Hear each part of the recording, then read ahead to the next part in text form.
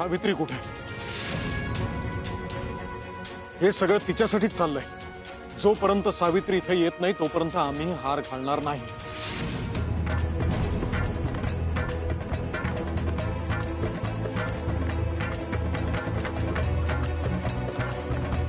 अश्वपती, अहो तुम्ही तर सावित्रीपेक्षाही लहान झालात. अहो येवलंच लेकरू ते झोपलं असेल म्हणून आणलं नसेल या गोंगाटात. तुम्ही आता लग्नविधींवर लक्ष केंद्रित करा. मुहूर्त चुकता कामा नाही विवाहाचा. ते काय नाही. इतके सेवक आहेत पण काय उपयोग आहे त्यांचा?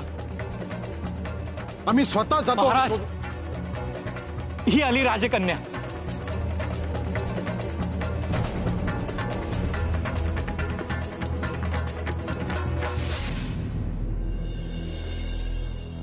आपले सैनिक जर रानात जायला तयार नसतील तर रानाला सरावलेली माणसं शोधा. तसं असेल तर एक व्यक्ती आहे आपल्याकडे, डुरक्या. कोण डुरक्या?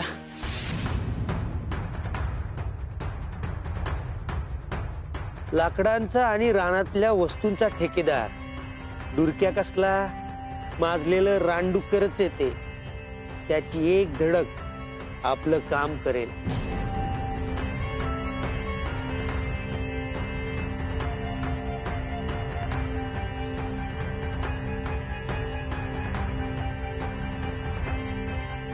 काय काम आहे? रानातल्या वस्तीत जाऊन ज्याच्याकडे खेळण्यातला लाकडी हत्ती आहे अशा लहान बाळाला आणून नव्या महाराजांकडे द्यायचंय जिवंत. इतकंच? हत्ती सकड बाळ आणायचं, बदल्यात काय देणार? काय देणार?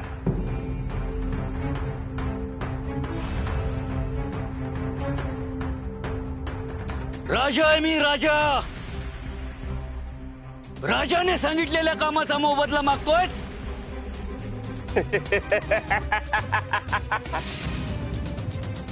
बापाची चिता जाळताना पण फायदा बघतो डोरक्या. राजा बिजा आपण नाही जाणार, नाही जात राहणार. बघा तुमचं तुम्ही.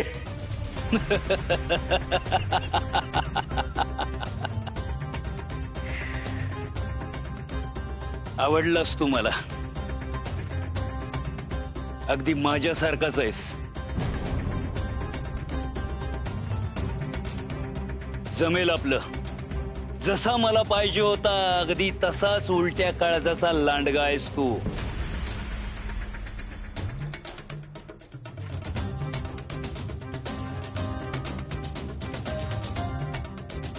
जा, होईल तुझ्या मनासारखं. त्या बाळाला घेऊन ये. त्याच्या वजना इतक्या सुवर्ण मुद्रा मी तुला देईन.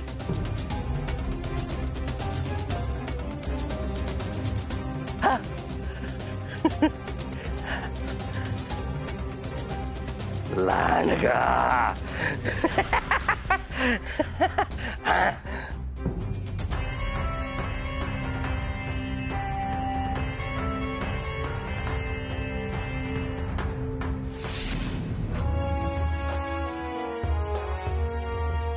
सावित्री, म्हणजे या अमात्याचंही संमोहन तोडलंही नाही. हे पुन्हा पुन्हा सिद्ध होतंय की माझी मोहिनी विद्या या मुलीपुढे चालतच नाहीये. ही मला केव्हाही संकटात टाकू शकेल. महाराज, आता आपलं चित्त शांत झालं असेल. विवाह संपन्न होऊ द्यावा.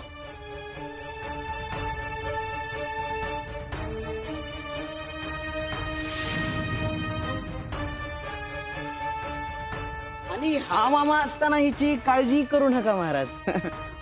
हो ना जाऊ, कुठे गेली होती माझी लालाची बाची?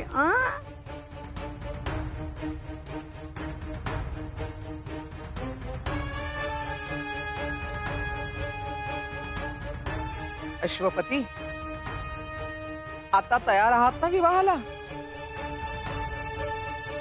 होय मातोश्री, आम्ही तयार आहोत.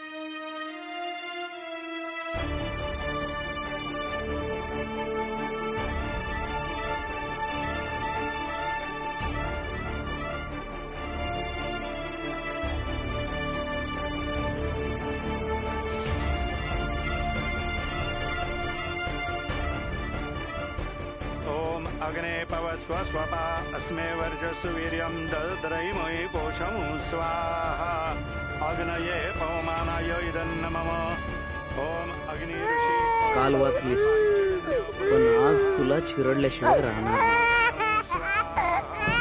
अग्नये पवमानाय इदन्न मम ओम अग्नि ऋषी पवमान पांचजन्य पुरोहितः तमेमहे महागयं स्वाहा अग्नये पवमानाय इदन्न मम ओम प्रजापतिर्नन्य विश्वाजातानि परितापभूव यत्कामास्त्रियो अस्तवयं स्यामवत्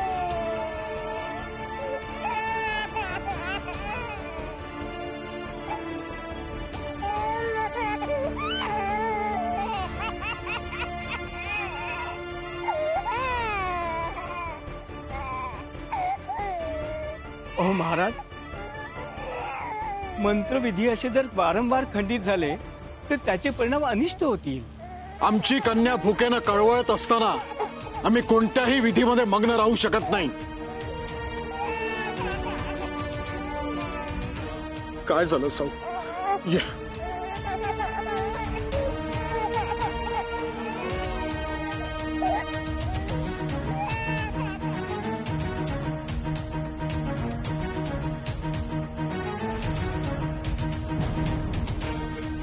राजमाता पाहताय ना काय चाललंय ते.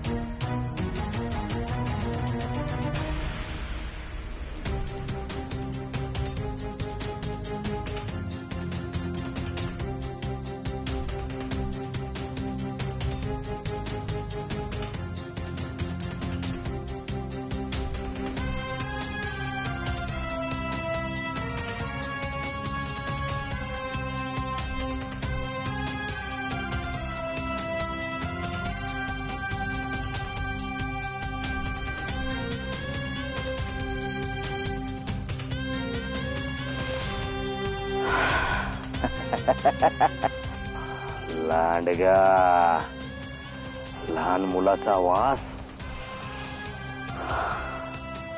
जवळपासच कुठंतरी लहान मूल आहे. खेळण्यातला लाकडी हत्ती ही खूण आहे त्याची.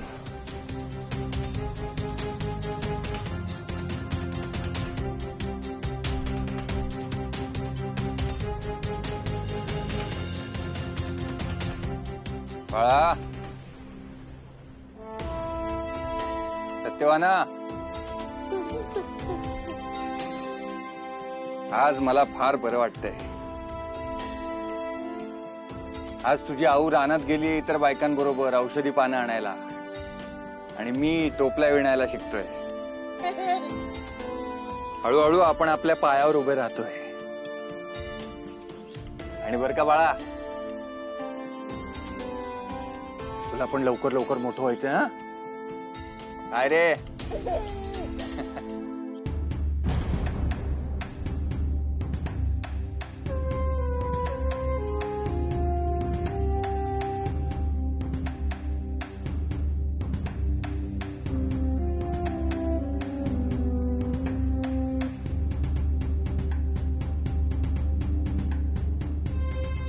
लांडग्या,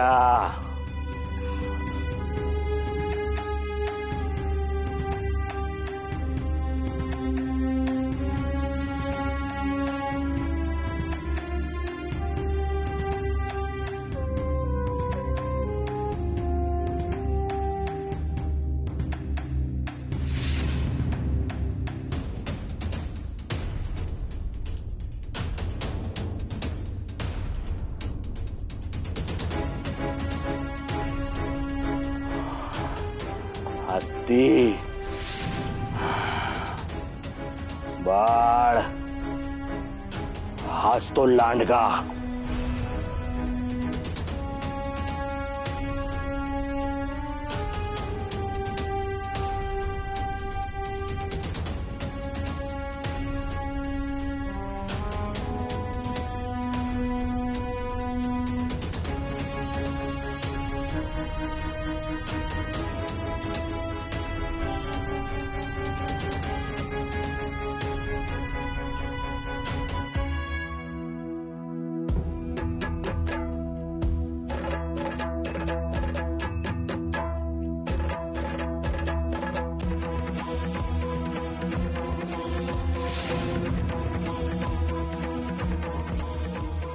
कोण आहे तिकडे?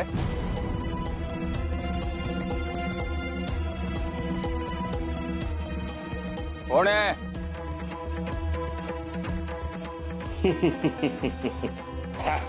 हा तर आंधळा आहे. हा काय करणार?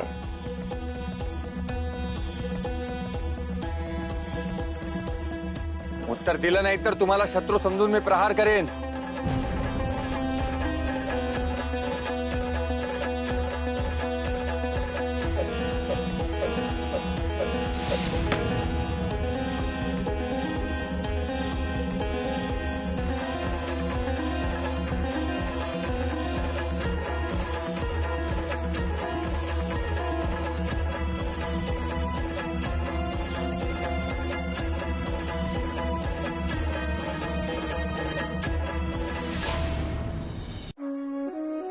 घे. पोट शांत झालं का आमच्या साऊचं? आता की नाही बाळा? लग्नाचे विधी संपेपर्यंत शांत राहायचं. मग मी तुला नव्या आईकडे देईन. तुला काय हवंय काय नकोय ते तुला बरोबर कळेल. हा, मला समजण्यासाठी दरवेळेला तुला रडावं लागायचं हो ना? पण आता ह्याच्या पुढे आमच्या साऊच्या चेहऱ्यावर फक्त हसू असणार आहे. कारण तसं वचनच घेतलंय आम्ही नव्या आईकडून. पण नव्या आईला आणा तरी.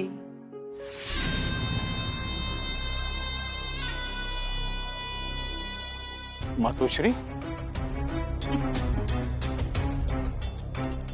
आणि आता आम्हाला वचन द्या, विवाह विधी संपन्न होईपर्यंत तुम्ही तिथून हलणार नाही. मातोश्री, अहो, तुम्ही हिची काळजी नका करू. तिला आम्ही सांभाळू ना. विवाह संपन्न होईपर्यंत हिची जबाबदारी आमची, आणि विवाह झाल्यानंतर नव्या महाराणींची. आमची सावित्री तुमच्याकडे आहे, आम्हाला काळजी नाहीये.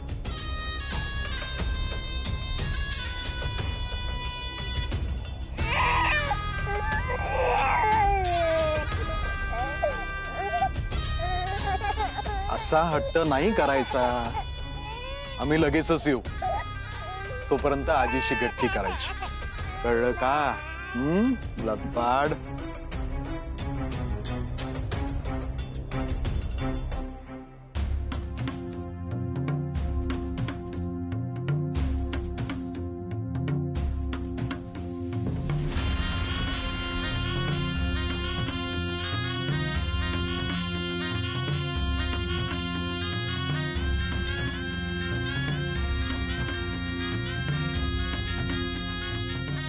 निर्मला, हिचे नवीन कपडे कुठे आहेत? जा, पटकन घेऊन ये.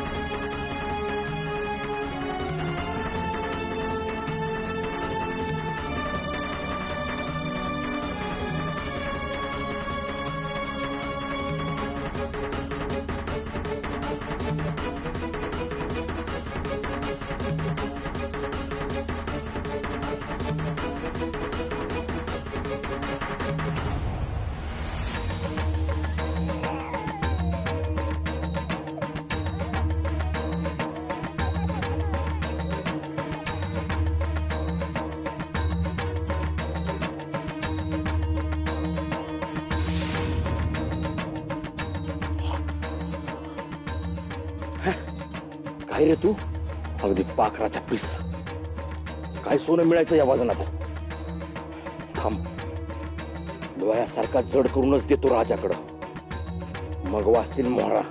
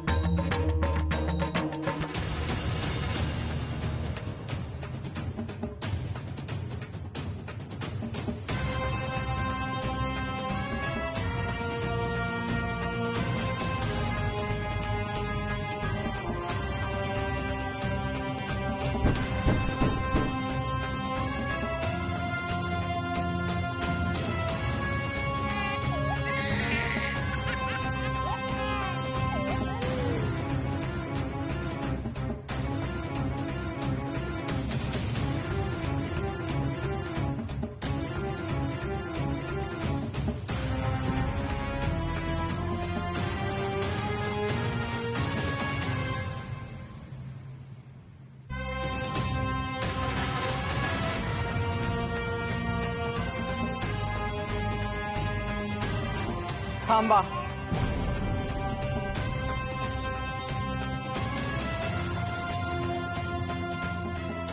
तिच्या हत्येचं पातक कोणाच्याही माथी येता कामा नये आणि म्हणूनच हिला निसर्गात सोडून द्या.